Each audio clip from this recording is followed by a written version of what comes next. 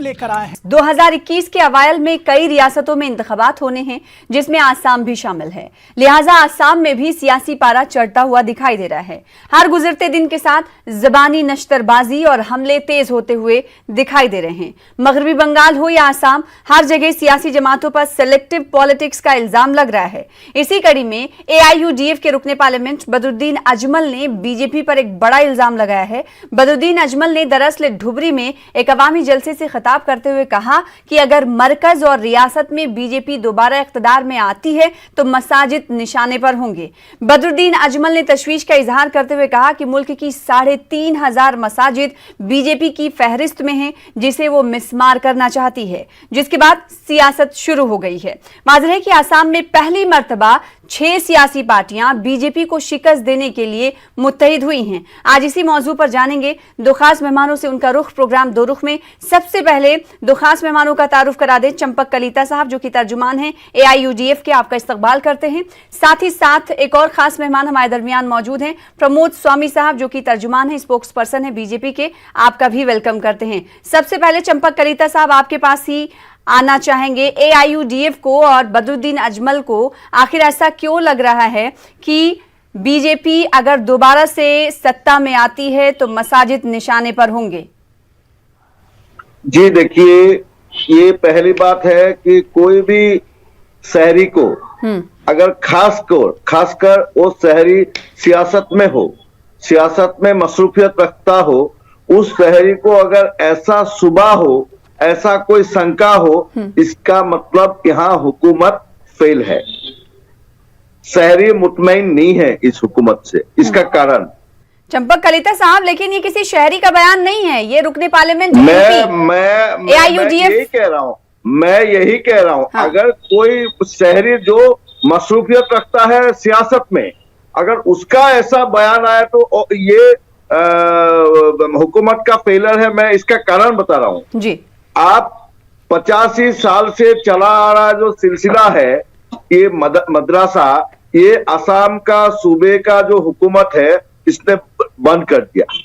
और ये बंद करने का जो उसमें जो बिल रिपील किया, उसमें जो वजीरे इल्म है, वजीरे खजाना है, हिमंत विश्व शर्मा ने बोला कि मुझे इन तबकों का वोट नहीं चाहिए, चाहे हम 100+ मिशन से 0 आ जाए, कि हम लोग को इन लोगों का वोट नहीं चाहिए। खासकर में जो मजहबी अकलियतों को निशाना किया गया। इसीलिए एक आदमी जो सियासत में है, हुकूमत में है और सामने इंतखाबात है, उस समय अगर एक वजीर ऐवान में, सूबे का ऐवान में ये ऐलान करेगा कि हमें ये वोट नहीं चाहिए, इसका मतलब उसका बैक ऑफ द माइंड क्या चल रहा होगा। और माजी में आप देखिए, मस्जिद को लेके ये जो सियासत चलती है, अभी जुनेद का देखिए, आप अखलाक का देखिए, और असम में खासकर सत्यरंजन बड़ा जो बीजेपी का एक वर्कर है, उसने आजान पे पाबंदी लगना चाहिए, हजरत मोहम्मद सल्लल्लाहु अलैहि वसल्लम के बारे में गलत बोलते हैं, कुरान के बारे में गलत बोलते हैं। अब तक उनको गिरफ्तार नहीं किया गया, उनका ऊपर एक्शन नहीं लिया गया, और बीजेपी का द्वारा हिमंत विश्व शर्मा की जो स्टेटमेंट है उसका कोई मुजफ्फर नहीं किया गया। इसीलिए ऐसा सुबह होना स्वाभाविक है। ठीक है प्रमोद स्वामी साहब, रियासत में जो चीजें चल रही हैं, AIUDF का कहना है कि उसे उसी कड़ी में देखना चाहिए। बीजेपी की जरिए जो पॉलिसी इख्तियार की जा रही है और जो बयानबाजियां हो रही हैं और जिस पर बीजेपी चल रही है, उसको देखते हुए एक आम शहरी और एक मेंबर ऑफ पार्लियामेंट ये कह रहा है कि बीजेपी अगर दोबारा गवर्नमेंट में आएगी, यानी अवाम को शुबा है। इनका सीधे तौर पर यह इल्जाम है। देखिए, ये बिल्कुल बेहुदा बयानबाजी है और एकदम गलत बयानबाजी है। बीजेपी आज यहाँ 5 साल से सत्ता में है, ये लोगों को भ्रमित करने के लिए इस तरह की बातें की जाती है। कुछ तथ्य मैं आपके सामने रखना चाहता हूं कि जो हमारी सबका साथ, सबका विकास और सबकी विश्वास की जो हमारे प्रधानमंत्री श्री नरेंद्र मोदी जी की नीति है, उसके तहत हमने क्या किया वो असम में, वो आपके सामने कुछ तथ्य मैं रखना चाहूंगा। जन धन योजना के तहत असम में 1,69,000 अप्रोक्सीमेटली लोगों को लाभ मिला है। उसमें 1 लाख महिलाओं को लाभ मिला है और उसमें जो 60,000 महिलाएं हैं वो माइनॉरिटी कम्युनिटी से आती है। ये आपकी जानकारी के लिए मैं कहना चाहूंगा।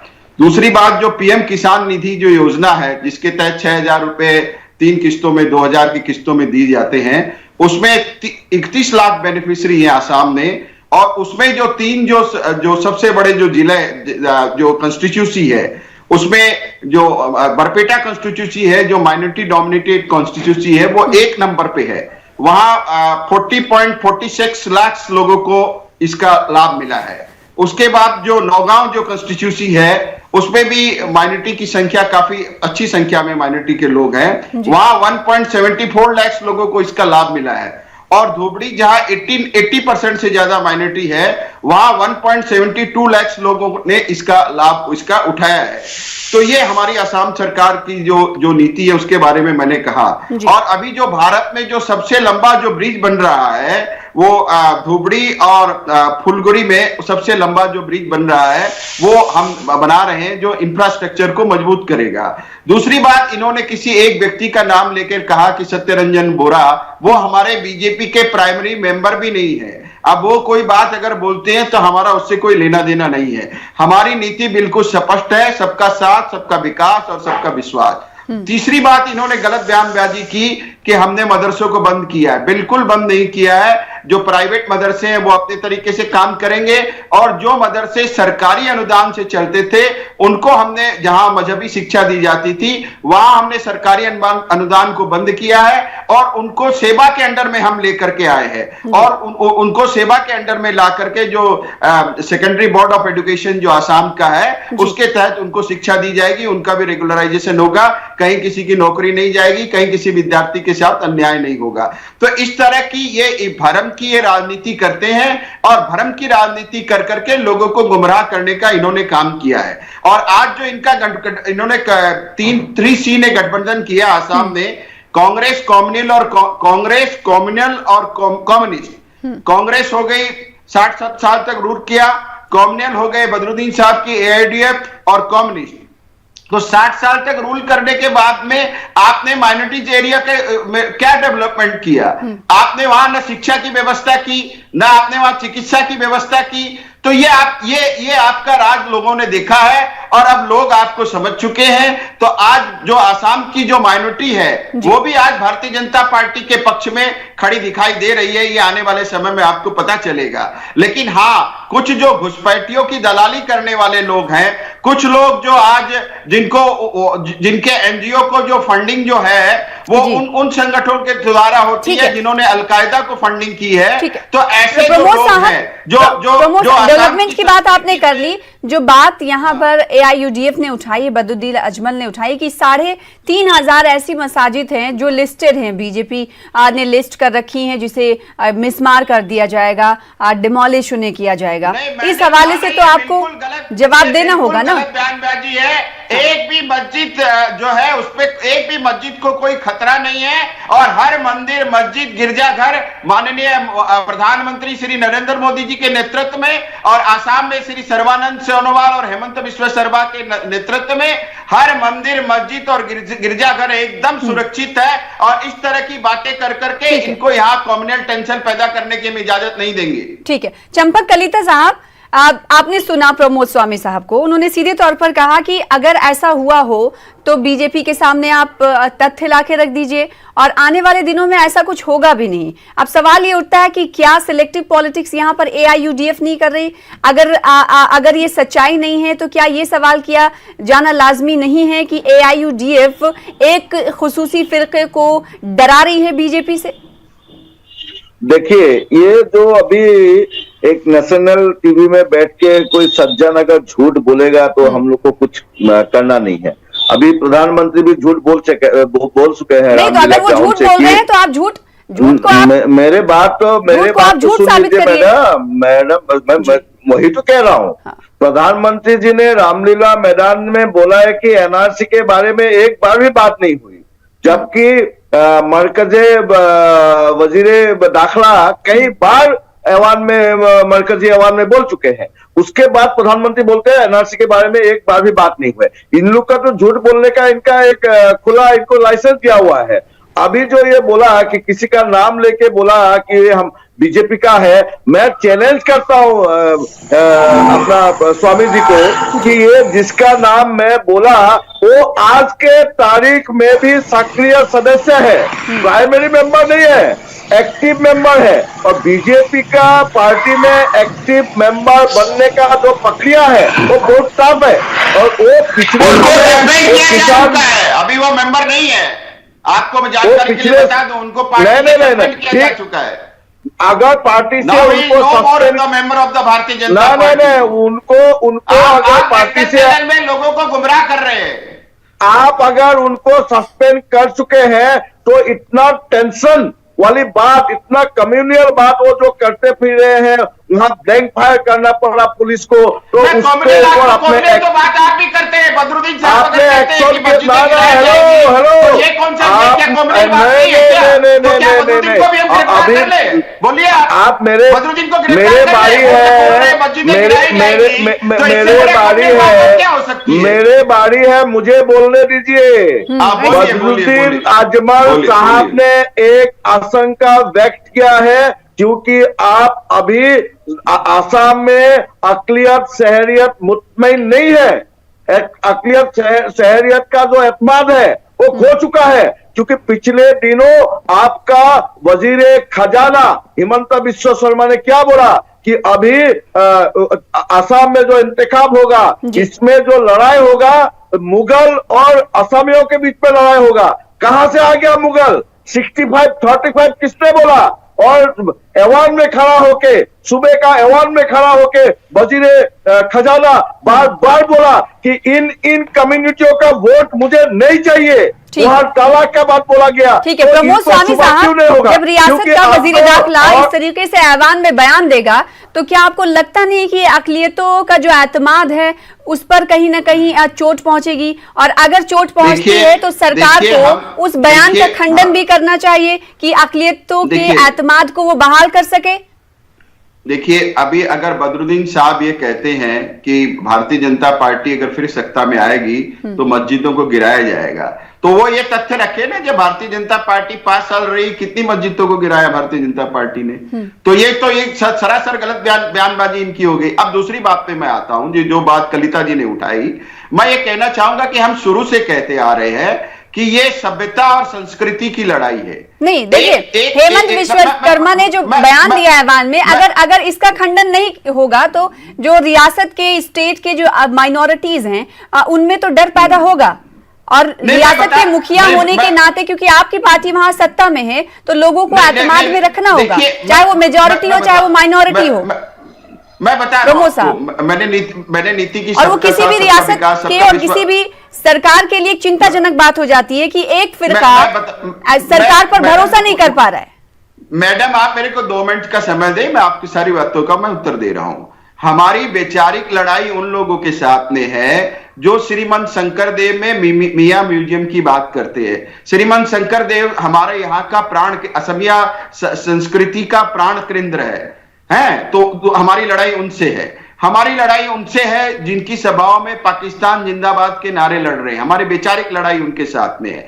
हमारी वैचारिक लड़ाई कांग्रेस, कम्युनल और कम्युनिस्ट के साथ है। हमारी वैचारिक लड़ाई उन लोगों के साथ है जिन्होंने 70 की माटी पर कब्जा किया है। हमारी वैचारिक लड़ाई उन लोगों के साथ है जिन्होंने महापुरुष श्रीमंत शंकरदेव की जो जन्म स्थान है बरदोआ, वहां की 70 की माटियों को भी जिन्होंने नहीं बख्शा, उनके साथ में हमारी वैचारिक लड़ाई है। इस बात को तो हम कहते आ रहे हैं। तो इसमें कोई ये एक आइडियोलॉजिकल लड़ाई है, ये विचारधारा की लड़ाई है। ये सभ्यता और संस्कृति को बचाने के लिए एक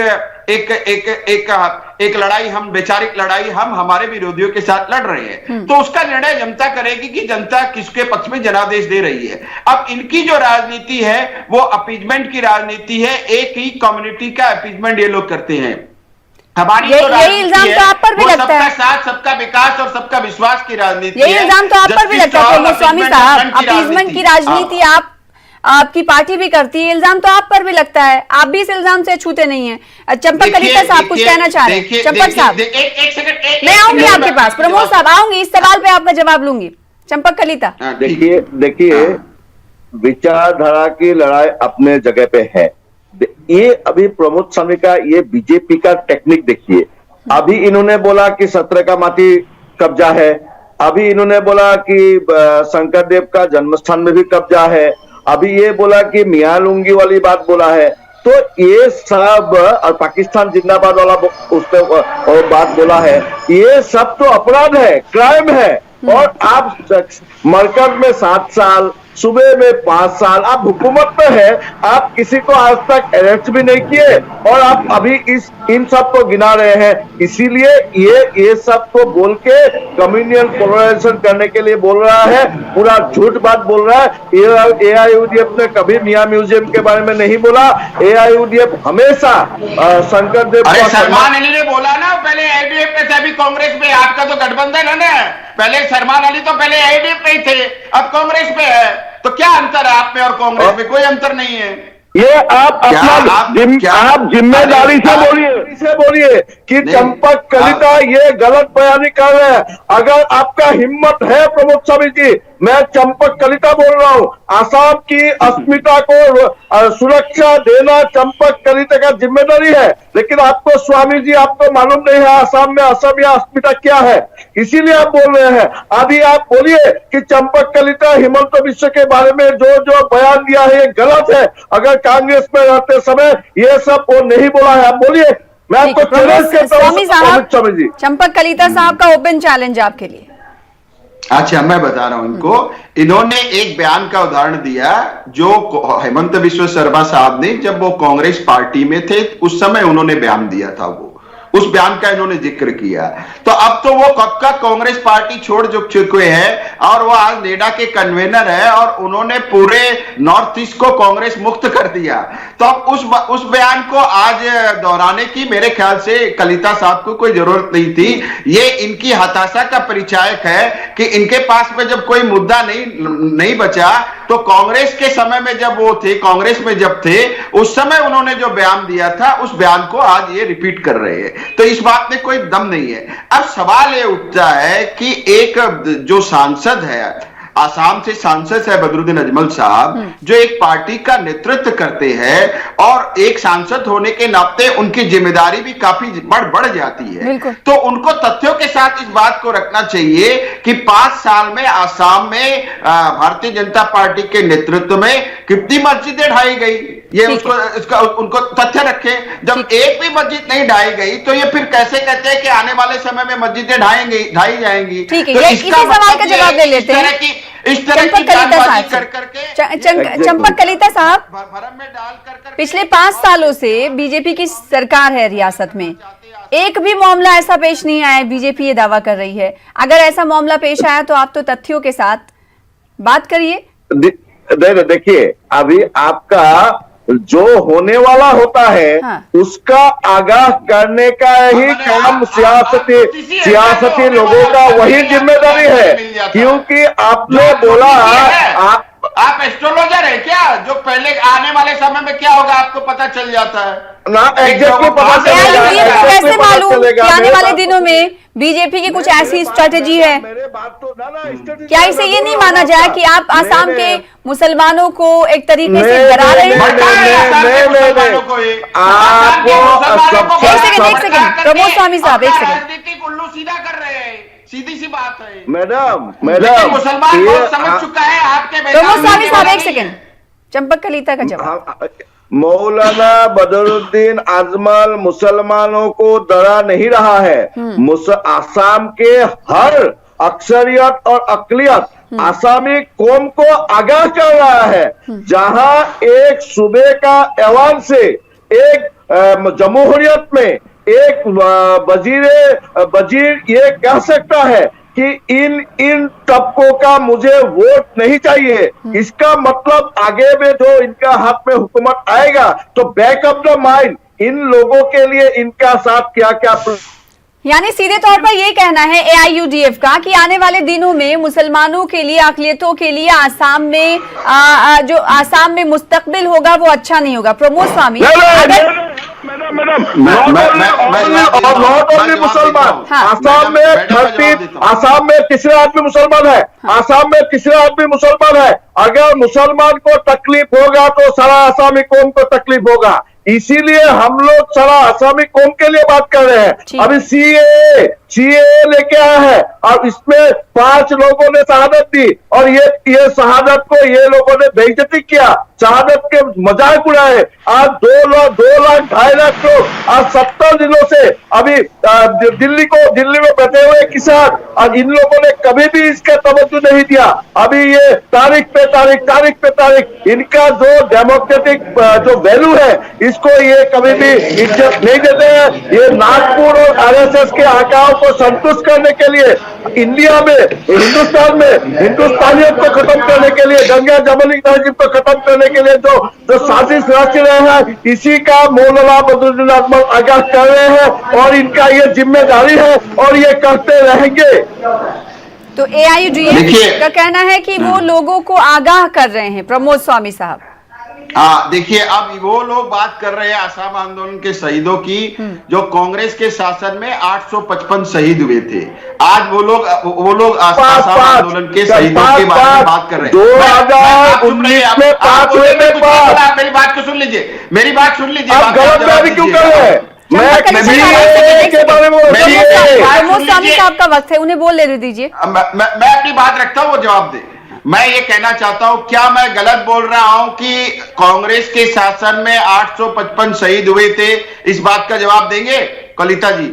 आप जवाब दीजिएगा अपने टर्म्स में। मैं ये बोल रहा हूं कि कांग्रेस के शासन काल में 855 आदमी जो हमारे शहीद हुए थे आसाम आंदोलन के समय में।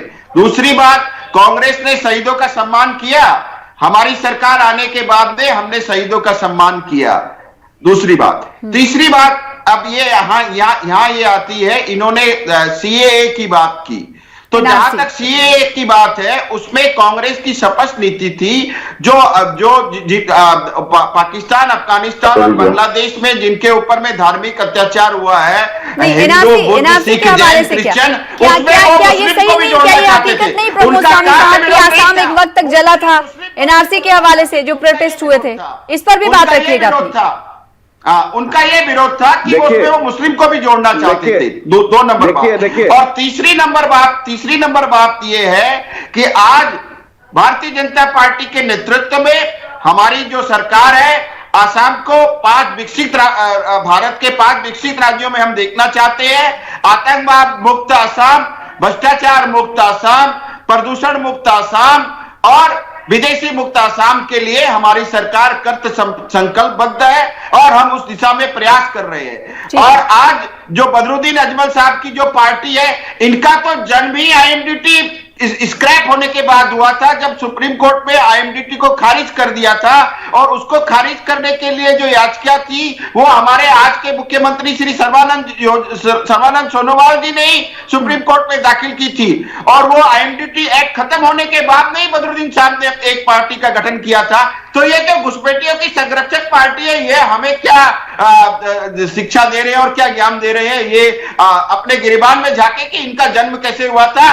और इन्होंने जिनके साथ ने गठबंधन किया है उनके शासन काल में 855 शहीद हुए थे। तो आज आप शहीदों का अपमान आप लोग ने किया और आज आप, ठीक है प्रमोद स्वामी साहब, क्या NRC का गुस्सा इस बार इंतखाबात में देखने को मिलेगा बीजेपी को? मैडम मैं आपका जवाब लूंगी मुख्तसर में। प्रमोद स्वामी साहब सुनिए, अभी ये NRC में जो गुस्सा देखने को मिला था आसाम के लोगों का, मैडम ये प्रमोद स्वामी जो बोल रहे हैं कि कांग्रेस ने हमने ये कहा है कि बॉर्डर एरिया में 20% जो है नहीं, लेकिन आवाम नाराज तो है, नाराज तो थे आवाम, अभी भी नाराज हैं। ठीक है, चंपक कलिता साहब आपका आखिरी कमेंट। कितनी सीट आ सकती है आपकी 126 सीटों वाली आसाम असेंबली में? प्रमोद स्वामी जी जो बोल रहे हैं कि कांग्रेस के दिन में शहीदों का सम्मान नहीं हुआ, तो ये प्रमोद स्वामी जी 2016 में बीजेपी में आए, 2001 से और 2015 तक 15 साल कांग्रेस में मलाई खाए अपने कैंडिडेट पे। कांग्रेस खुद पे जो बीजेपी में पावर थे। में था आप आपने बीजेपी में मलाई नहीं खाया, थे क्या? मलाई चंपक कलिता खुद कलिता ने बीजेपी में थे। कभी आज मलाई भगवती नहीं खाया। प्रमोद छवि आपने आज भगवती कांग्रेस साहब के के साथ सरकार चले में गए। मलाई खाई पहले है। आप भी तो अभी बीजेपी में बीजेपी थे। कलिता साहब, आप कितनी भी सीटें चंपक इत्तेहाद कभी मलाई नहीं खाया है। को मिलेंगी? और मैडम, अभी जो हम लोग का गैर अलायंस हुआ है महागठबंधन, इससे ये आप क्या मुखरा जवाब हुए देंगे हैं। उसका? अभी इनका सरकार जाने वाली है। ठीक है, तो अजीम इत्तेहाद का ये कहना है कि बीजेपी सरकार जाएगी। प्रमोद स्वामी साहब, आपका बेहद शुक्रिया हमारे साथ जुड़ने के लिए। दो रुख में कलिता साहब, आपका भी बेहद शुक्रिया अपना मौकिफ रखने के लिए। फिलहाल इसी के साथ प्रोग्राम दो रुख में मुझे दीजिए इजाजत। कल फिर हाजिर होंगे बड़े मुद्दे के साथ, तब तक के लिए आदाब।